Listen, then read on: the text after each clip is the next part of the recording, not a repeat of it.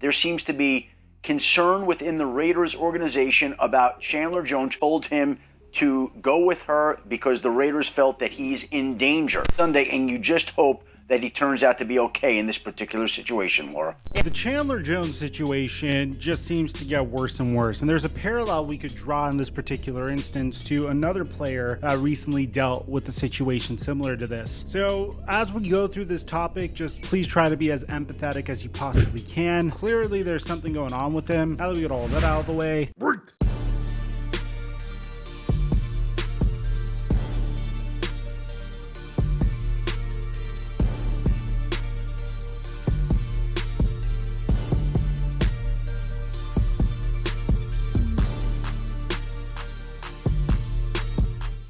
a huge smile to my face. Bam, bam, bam, bam. You guys are making bank on Prize Picks. I absolutely love it. Week 1 was a huge success for a lot of you guys. And we're gonna keep it going, man. Each and every day I post my picks for free on my Instagram story at The Flight Mike. And we're gonna feature the best slips on this channel each and every week. So submit them to me via Instagram DMs if you want to be featured. And if you haven't started playing Prize Picks, you use my promo code Mikerophone and they'll match your initial deposit when you sign up on Prize Picks. And thank you, Prize Picks, for the sponsor. Mike check 1 2 1 2. What's going on, everybody? A lot of people tend to forget that Chandler Jones is without a doubt one of the greatest pass rushers of our generation. I mean, if you just take a look at his statistics and you consider the longevity that this guy had, we're talking about an individual that had 112 sacks in the 10 years that he's played in the NFL. We're talking about an individual that has had multiple double-digit sack seasons, that has made it to multiple all-pro teams, and has even been a Pro Bowler as recently as 2021. I mean, a lot of people tend to forget, but in 2019, Chandler Jones had 19 sacks. In 2017, he had 17 sacks. Chandler Jones never gets the credit that he deserves because recently he hasn't won a Super Bowl. He hasn't won a Super Bowl since his tenure with the New England Patriots. But that aside, man, he has carved out a remarkable career for himself, earning a ton of money and one of the most well-respected pass rushers in NFL history. Consider the fact that he wasn't supposed to be this good. Coming out of high school, he was only a 2-star recruit, and it makes his story all the more impressive. So with that being said, recently things haven't been so good for Chandler Jones. Chandler Jones had a brand new role with the Las Vegas Raiders. He signed with them in the summer of 2022, which resulted in the Raiders parting ways with Yannick Ngakoue, and the plan for Chandler Jones was to add pressure on the opposing edge of Max Crosby. Sounds like a remarkable strategy, by the way, and it's a strategy that's been employed in the past. You get a legendary pass rusher to oppose your current stud pass rusher and hopefully generate pressure from both sides. The Denver Broncos of the mid-2010s that would win a Super Bowl in Peyton Manning's final year with the team are the epitome of this. You have Von Miller on one edge, Marcus Ware on the other, and of course you add in some phenomenal DBs, and also the fact that, well, Shaq Barrett was also on that team, and you create one of the most terrifying defenses of all time. I understood the blueprint. Unfortunately for Chandler Jones, it didn't really go as well for him in year 1 as it did in years prior. He put together his second worst season of his career, at least in terms of getting to the quarterback, but he's still 32 years old, and a lot of people were hoping he would bounce back in 2023. And there was no doubt in anyone's mind he could bounce back in 2023. I mean, on paper, it makes a lot of sense. Josh McDaniels is a guy that I'd assume he has some familiarity with, even though he was the offensive coordinator in New England, and Chandler Jones is on the defensive side of the ball. There's obviously some sort of familiarity, at least sort of. At least that's what I would imagine. Recently, it seems like something's going on with Chandler Jones. And bear in mind, Chandler Jones has a history of doing this. We mentioned the time when he was with the New England Patriots where he showed up practically tripping balls at a police station several years ago, where he got down on his knees, interlocked his fingers, and placed his hands tightly behind the back of his head for a quick second or two, which pretty much gives off the vibe that he was trying to surrender, but it looked like he was praying. The cop said Chandler Jones smelled like the devil's lettuce. And then there's Chandler Jones' more recent situation. He first showed off his notebook where he praised 4 people that are pretty interesting to praise. The first being his brother, John Bones Jones, which, to be honest, was news to me. And John Bones Jones has his own story of antics outside of the octagon. The best way I could summarize who John Bones Jones is pretty much imagine Tom Brady, but with Antonio Brown's off the field issues. And you pretty much get John Bones Jones. At least,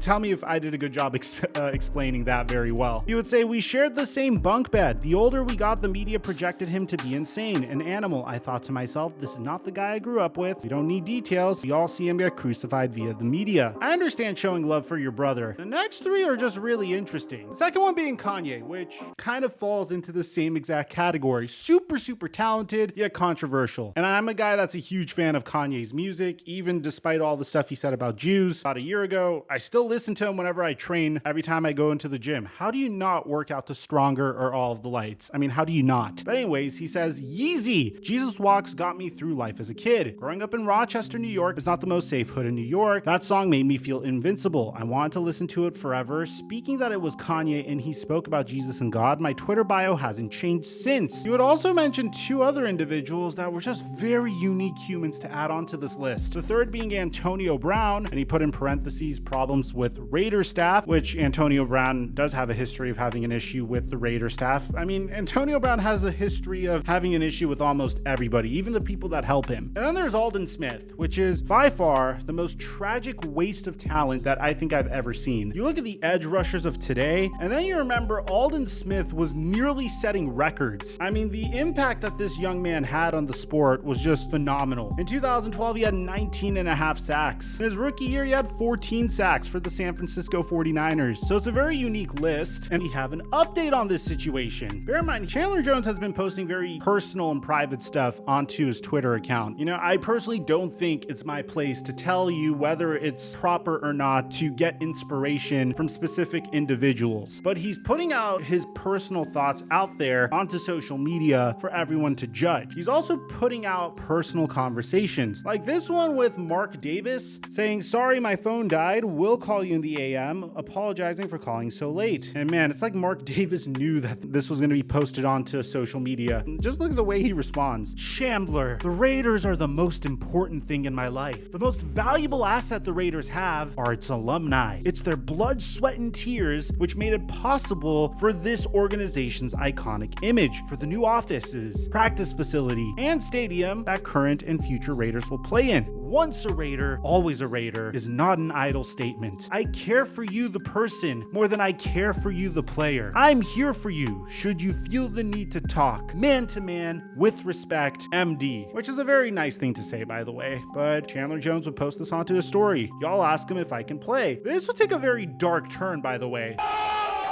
Chandler Jones would post a conversation of a psychiatrist. I mean, my assumption is this is a psychiatrist that is trying to reach him, saying, this is my cell number. Please give me a call or shoot me a text so we can talk through what he needs from you. Now, what's interesting about this is Chandler Jones would post this onto a story and say, one of Larry Fitz's clones are trying to get me. LOL. This sounds very similar to the Everson Griffin scenario, which I'm going to draw a lot of parallels here. If you guys remember, there was a time where Everson Griffin got very paranoid and posted this video. Yo, I'm in my house. Nigga tried to pop me. I still got clips left. This is my gun, 45 Wilson Combat.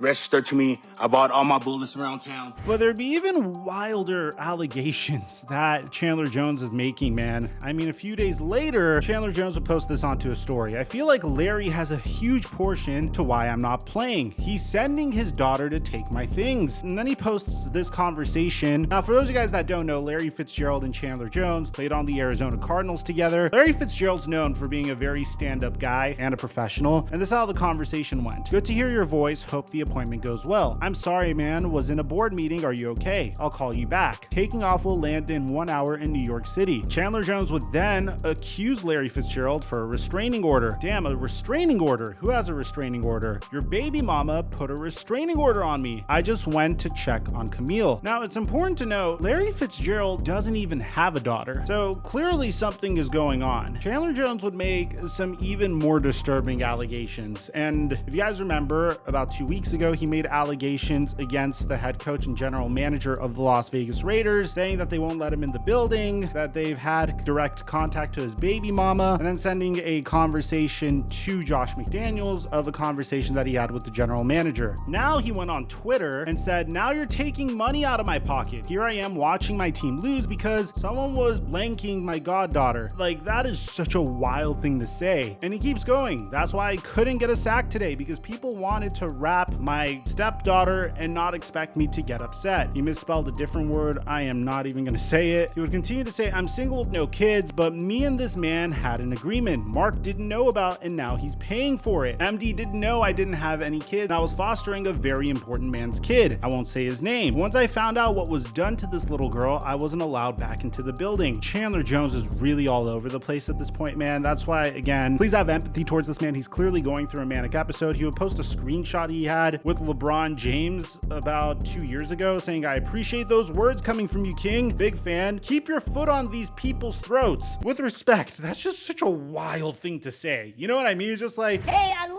you, LeBron, huge fan. Make sure you keep your foot on these people's throats. like, wow. LeBron even responded, man. He would post this saying, we're so free, it's not even funny. Now I need y'all to release LBJ and his family, or I'm in the field my damn self. There'd be another conversation with Larry Fitzgerald. How are you doing today? Amazing. Do you need anything? I don't need anything but you being okay. I need your dad's number as you promised. Ask John about it. I don't know John, I know you. You said you would send it the other day when we spoke on the phone. Chandler Jones would say, hello, Larry Fitzgerald, money man. If you let me leave a nice voicemail to you, I will have a staring contest with John. He just got here with an angel emoji. Some of it's really hard to read, man. I had a buddy that, you know, really helped me in my YouTube career. I don't want to say his name. He was a very prominent 2K YouTuber. You guys could go and do your own thing. The behavior is very consistent here. I'll give you my own personal theory in a sec.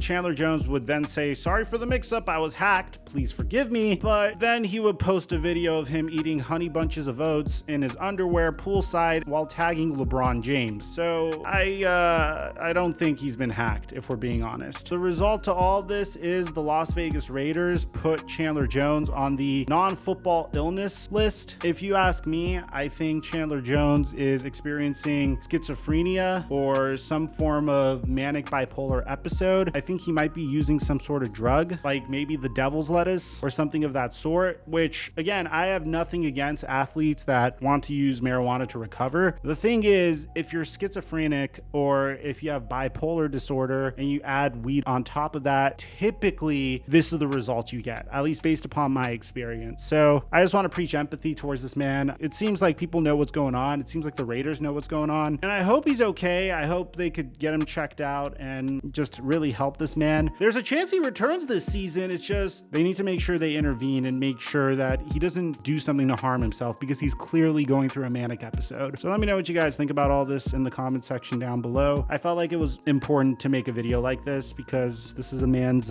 life that could be in danger if someone doesn't intervene. Aside from that, I'm your boy Mike, and I'm dropping our mic until our next upload.